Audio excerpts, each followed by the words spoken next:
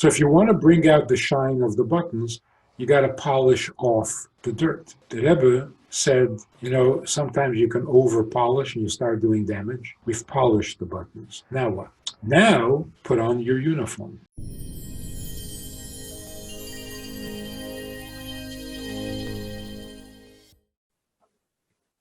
The event on the last day of Pesach. You've seen it, you've heard about it. I'm sure you're familiar with all the details, which are still not completely clear, exactly what happened and what sequence and so on. But one thing stands out very clearly. The impressive human qualities, the heroism. It's a great, great inspiration, along with the tragedy, of course.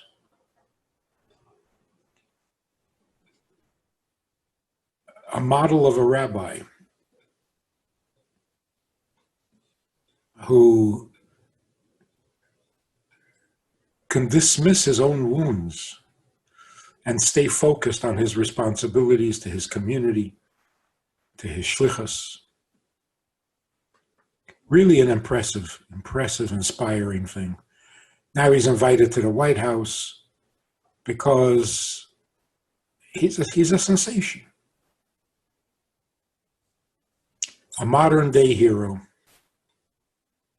with something to say that is worth hearing. Interestingly, he quotes the Rebbe. Let me think about this for a minute. He is a rabbi's rabbi. Everyone who knows him will tell you. 34 years of devotion to his community, to each and every family, personable, involved, committed, everything you want a rabbi to be. And he quotes the Rebbe as his inspiration. It helps us understand, it gives us a little bit of a picture. What is a rabbi? What is a Rebbe? A rabbi is somebody who studies the literature. You begin with reading the Chumash. You become familiar with the written Torah. Then you study the Mishnah. You become familiar with the concept of mitzvahs, the do's and the don'ts, the rights and the wrongs. Then you study the Gemara, the reasoning, the arguments behind the reasoning. And then you study the code of Jewish law. And if you're good at it, and if you're of good character, you will receive smicha and you will be a rabbi. Then if you're lucky, you get a congregation that actually likes you. And you have a life as a rabbi.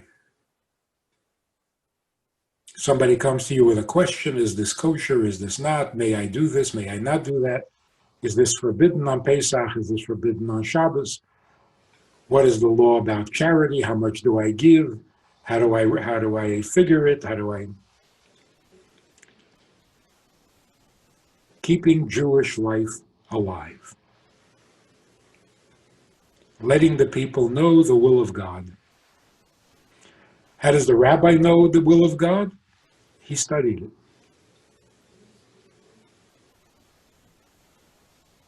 What's a Rebbe? I'm sure you noticed, because you've heard it so many times, the reaction and the response to evil is to do more good. It's everywhere.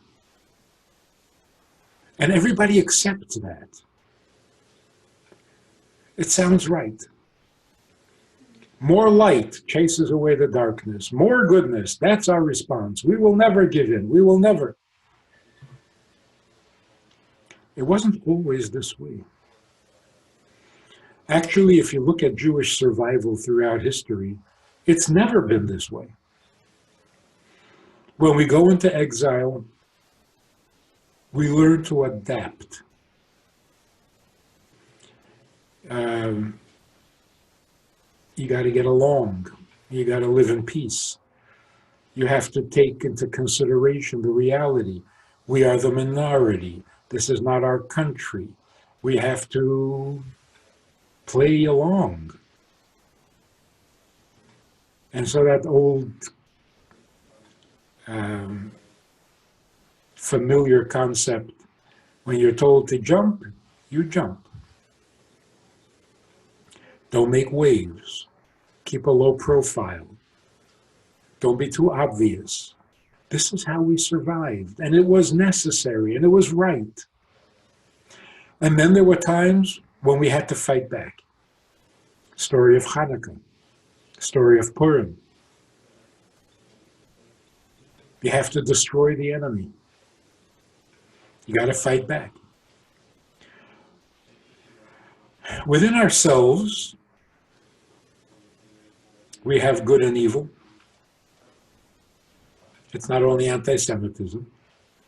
There's a good inclination, there's an evil inclination.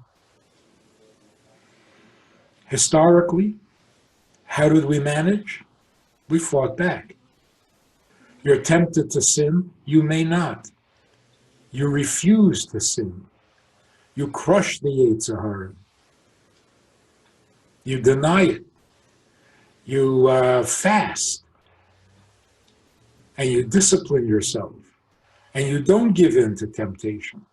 And you don't give in to habit. You got to fight the evil. We've always fought the evil. Or when we couldn't fight it, we simply waited for it to pass. Didn't make waves.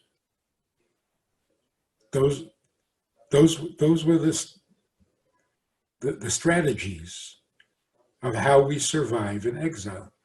Now, of course, there was a miraculous element. It's nothing short of a miracle.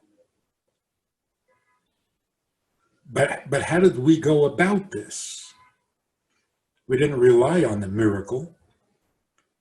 We either fought back or we bowed to the demands and we played along. And we were told to jump, we jumped. We were told to dance, we danced.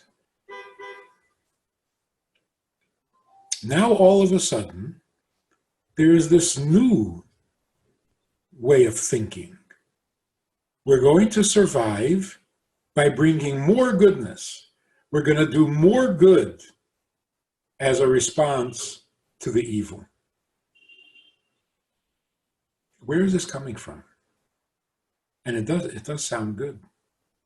Sounds right. But we really can't say that this has been our method in the past. It hasn't.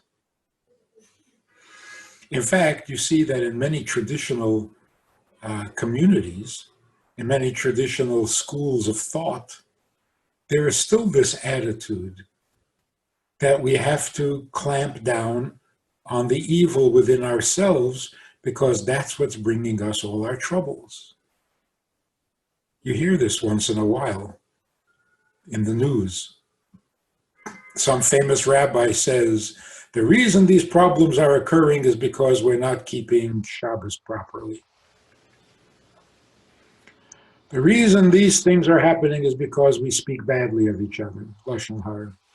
The reason this is happening because we're not modestly dressed. There's an evil and we have to fight it. You still hear that. And although it doesn't sound right, it was the method of survival for the longest time. When something terrible happened, we took it as a sign from heaven that we need to improve by getting rid of evil. Stop sinning. This new wave of thinking began with the Rebbe. in our times, after coming to America, a Rebbe is sensitive, in tune with cosmic reality. There's a vast eternal plan. God's plan.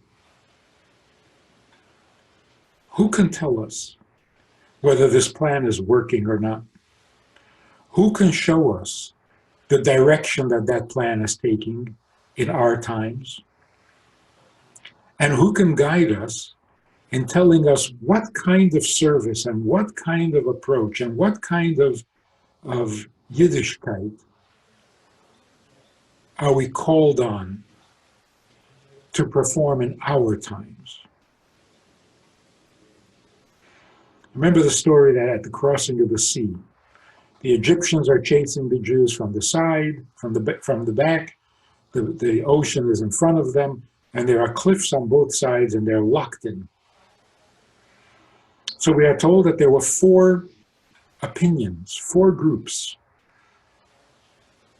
recommending what should be done. One said, let's commit suicide before they catch us. One said, let's go back to Egypt and be slaves again. One said, let's stand and fight, although we're not trained in war, and we probably won't win this battle, but at least we'll go down fighting. And the 4th one said, let's daven. Let's ask God to help us. And God's response was, no, no, no, and no. Go to Mount Sinai. Continue to Mount Sinai. So look at the 4 responses. Not very pretty. We'll die in battle, we'll kill ourselves, we'll go back to slavery, or we'll just trust in God and hope He saves us. And God says, no. Go to Mount Sinai. I think it's time,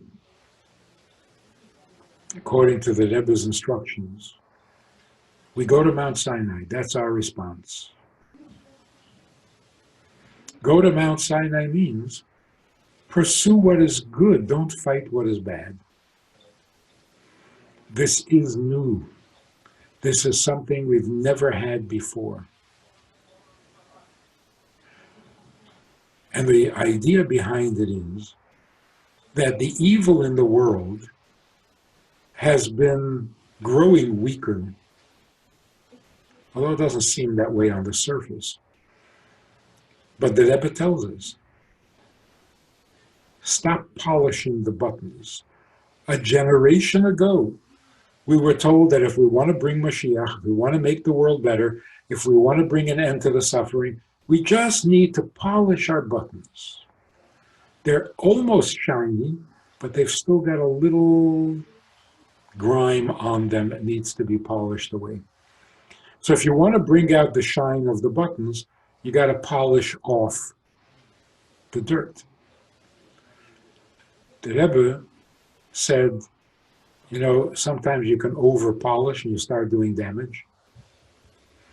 We've polished the buttons. Now what? Now, put on your uniform. It's ready to be worn. Now proceed with the plan.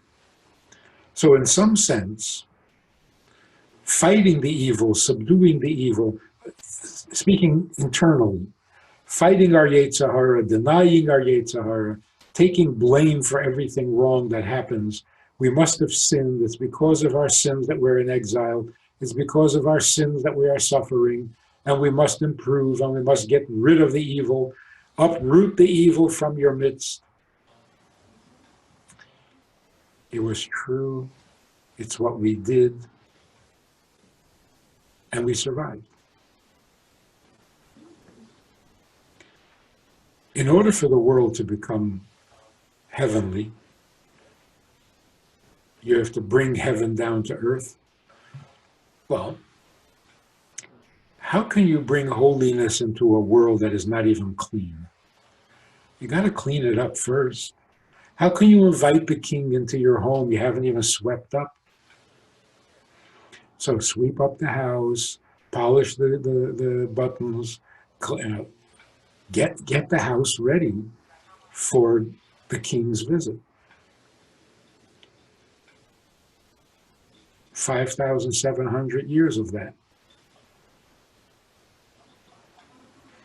But eventually, if you're making progress, if you're following the progress, the evil has softened. What we are left with in our generation is a subtle evil. And this subtle evil cannot be confronted head on. You can't beat it with a whip, with a stick. So the other way of bringing heaven and earth together is by bringing godliness into the world. Rather than raising the world to godliness, we bring the godliness down to the world. Now, when you introduce godliness, it is powerful enough, it's a holy fire, and it consumes whatever is left of the unholiness. It's the Rebbe who told us that now is time to elevate the world by bringing in godliness, not by fighting the evil.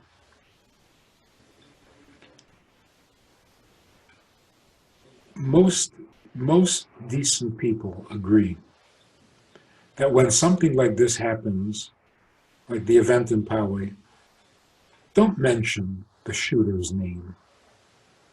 Don't give him the publicity. And some of them are actually, some news stations are actually practicing that. They will not refer to him by name. Now, when the name is mentioned, it's not in praise. When a news reporter refers to a murderer, to a mass shooter by his name, he's not complimenting him. He's calling him a villain, he's condemning him. And somehow even that gives him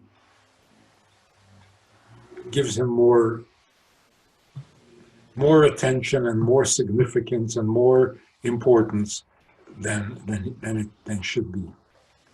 So even condemning evil, we now realize, can backfire. So the solution today is not to fight the evil, which gives it more significance than it deserves, but to simply increase the good. Increasing the good, in a sense, destroys the evil more thoroughly than if you beat it up. You can kill a tyrant. Hitler is dead, Stalin is dead. But the memory lives on. And there are people who are disturbed enough to actually admire them. When the goodness consumes the evil, there's nothing left. It's a more thorough consumption. It's a more thorough removal of evil. So when we talk about the future, when the Mashiach comes and the world will become holy and so on and so forth, Es ruach hatuma avim min haaretz, the ruach of Tumah, not just the Tumah itself, even the intangible part, the ruach, the ruchni part, even that will be gone. It won't even be a memory. But that will only happen if the evil is destroyed by bringing in the good, not by beating it up or crushing it or grinding it and making it into ash. Because then you have ash. Still not good. So, a rabbi is a functionary. A Rebbe is a visionary. The Rebbe sets the tone for the generation. And it's not an exaggeration to say that the entire phenomenon of tshuva, people finding their own inspiration, finding their own way back to Judaism, back to mitzvahs, back to the Torah, that entire phenomenon, the Rebbe inspired, instigated, cultivated, made it popular.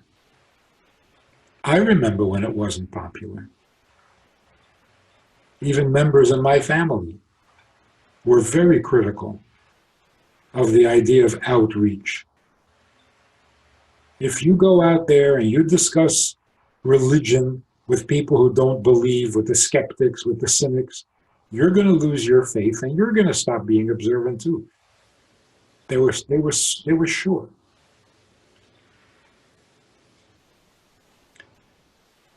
Only the Rebbe. And now, anyone who can inspire another Jew, anyone who can do outreach, is himself inspired.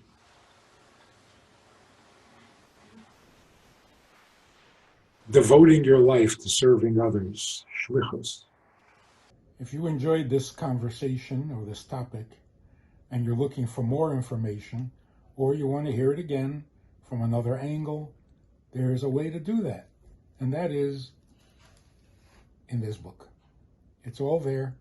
Order it from Amazon. You can read it, reread it, and share it. I want to invite you to join us as VIPs, partners in our work, and join us also for a personal chat with other members of the VIP club. We talk about many things. There's an opportunity to ask, to respond, to make a comment, to meet the other supporters. And together we can really make a difference in Jewish life and in life in general. So join us. It's goodtoknow.org. Log in, call, make contact, and join us with the VIPs.